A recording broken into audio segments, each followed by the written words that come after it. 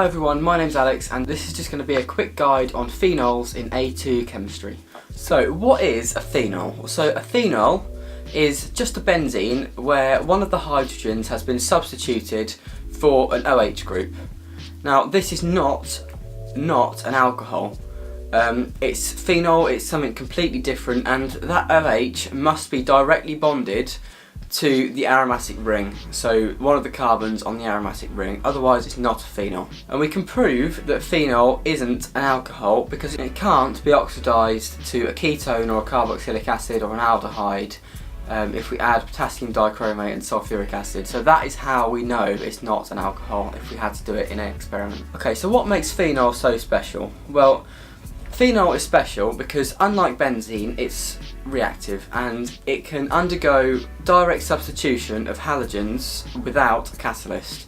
So this is because some of the electrons from the oxygen which is bonded to it, which aren't involved in bonding, become incorporated in that delocalized ring.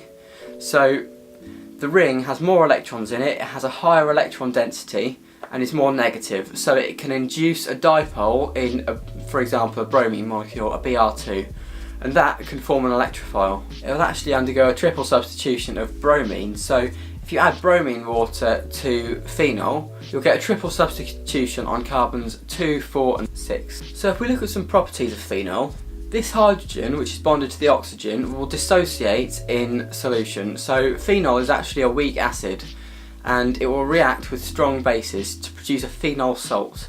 So for example, if we add lithium hydroxide, it will produce lithium phenoxide. So just as a recap, today we've covered what phenol is. Phenol is when benzene has had one of its hydrogens substituted for an OH. We've covered why it's special, because the oxygen attached to it donates some of its electrons to the delocalized ring and increases its electron density. It's therefore more reactive, and it also acts as a weak acid.